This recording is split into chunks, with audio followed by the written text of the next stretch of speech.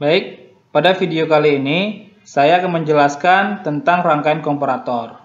Nah, sebelum masuk ke catatan saya, kita harus tahu dulu apa itu komparator. Nah, menurut saya, rangkaian komparator itu merupakan rangkaian membandingkan tegangan sinyal masukan yang mempunyai nilai bervariasi dengan tegangan acuan dan menghasilkan sinyal tegangan keluaran dari dua kondisi tegangan keluaran itu sendiri.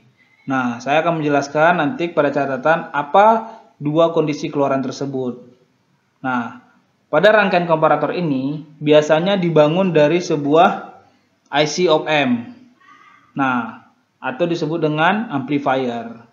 Biasanya pada rangkaian komparator diaplikasikan pada rangkaian detektor.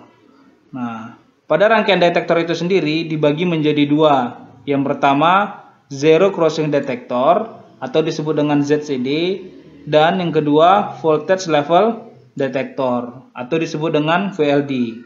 Nah, perbedaan dari ZCD dan VLD ini yaitu duty cycle yang berbeda. Untuk rangkaian ZCD itu mempunyai duty cycle 50%. Sementara untuk rangkaian VLD itu mempunyai duty cycle tidak sama dengan 50%. Bisa jadi besar dari 50% ataupun kurang dari 50%. Nah, pada rangkaian ZCD ini dibagi menjadi dua lagi. Yang pertama, non-inverting ZCD dan yang kedua, inverting ZCD.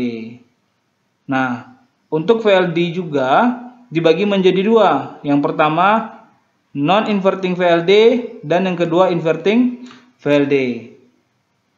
Untuk non-inverting VLD itu sendiri dibagi menjadi dua lagi. Yang pertama, non-inverting positive VLD di mana duty cycle-nya itu kecil dari 50%, dan yang kedua, non-inverting negative VLD dengan duty cycle besar dari 50%. Sementara untuk rangkaian inverting VLD itu sendiri dibagi menjadi dua lagi. Yang pertama, inverting positive VLD dengan duty cycle 50% dan inverting negative VLD dengan duty cycle kecil dari 50%. Baik, pada catatan saya kali ini saya akan menjelaskan tentang prinsip dari rangkaian inverting ZCD. Nah, di catatan saya sudah membuat sebuah rangkaian komparator. Kenapa dia disebut dengan rangkaian inverting zero crossing detector? Nah, kita harus bisa menganalisa terlebih dahulu kenapa dia disebut dengan rangkaian inverting. Pada simbol op-amp ini dibagi menjadi dua sinyal masukan. Yang pertama, sinyal masukan inverting, nah yang dibuat dengan simbol negatif. Kemudian sinyal masukan non-inverting dibuat dengan simbol positif. Nah, disebut dengan inverting ZCD karena sinyal masukannya, yang ini sinyal masukan,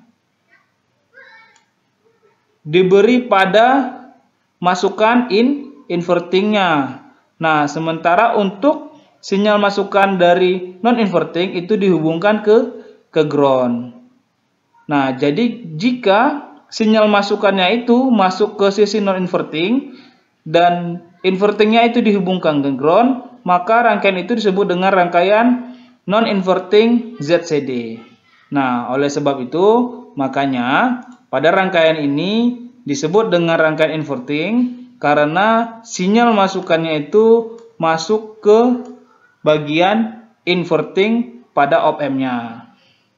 Nah, di sini saya misalkan dulu ya. Non-inverting itu saya asumsikan dia itu nilainya V1. Nah, dan inverting itu saya asumsikan dia itu V2. Nah, yang ini ya, yang saya lingkari.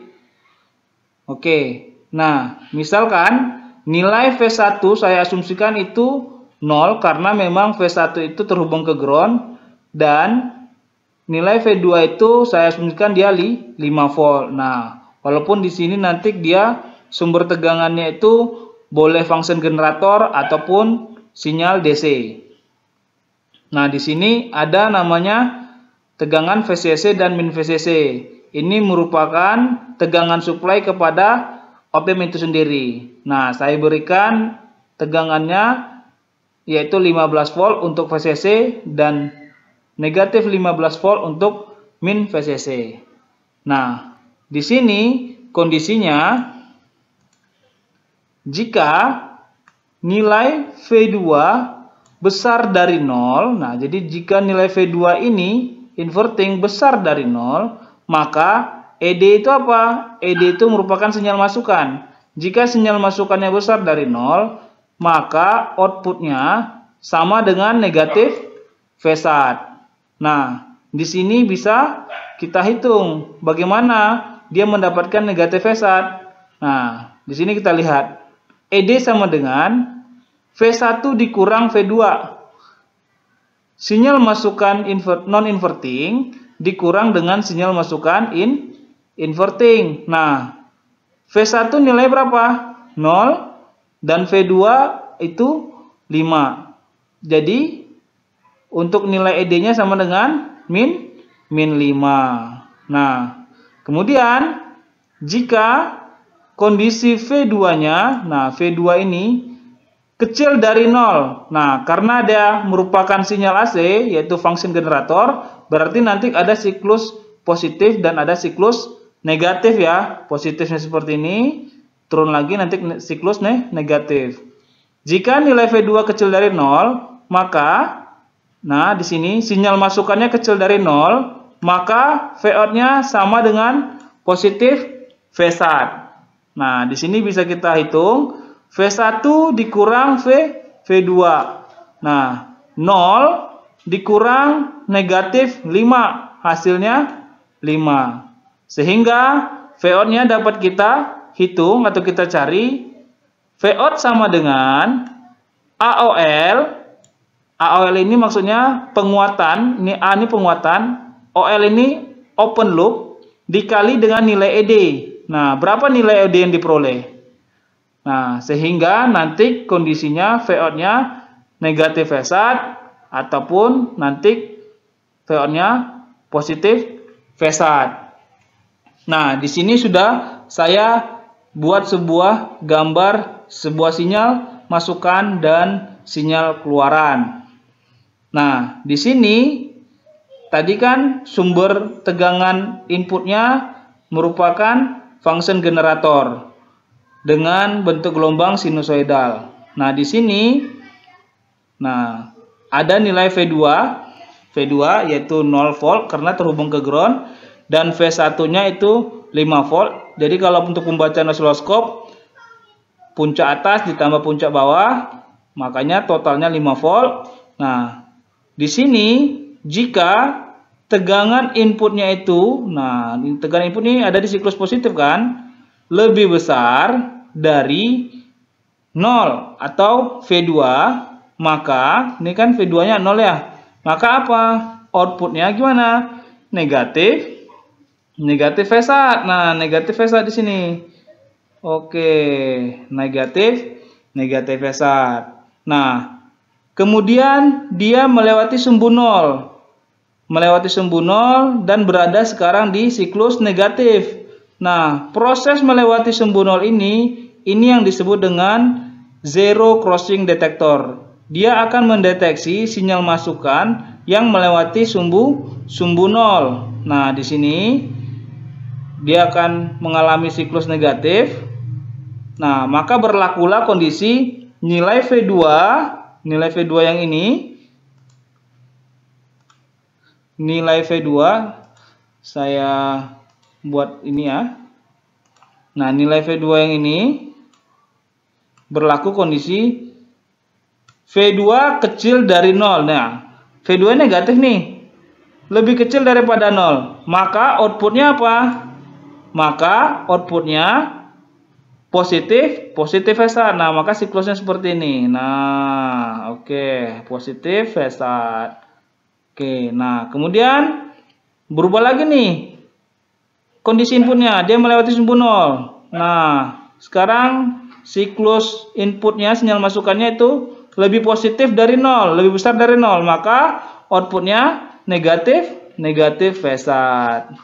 Oke, begitu seterusnya. Dia mengalami siklus negatif lagi, berarti tegangan masukannya itu lebih kecil dari 0, maka tegangan outputnya yaitu positif phase. Nah, berapa nilai positif phase dan negatif phase?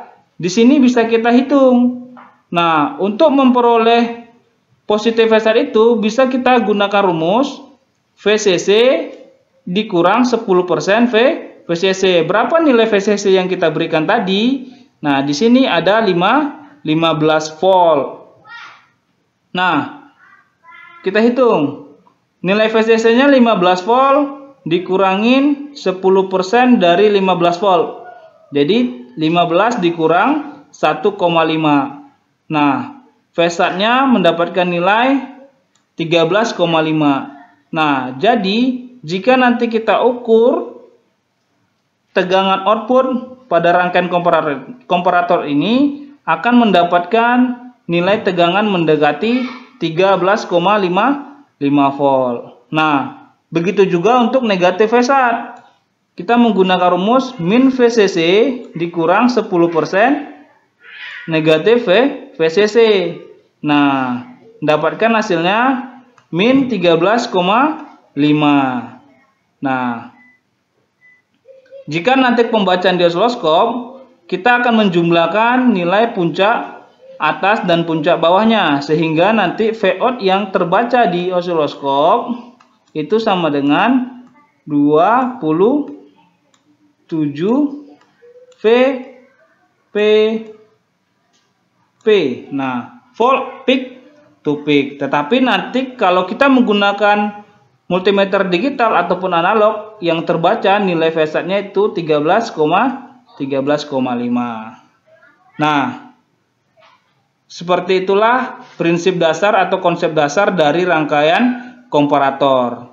Nanti saya akan mencobakan pada rangkaian yang realnya ya. Oke, sekian video kali ini. Semoga video yang saya sampaikan dapat bermanfaat dan berguna.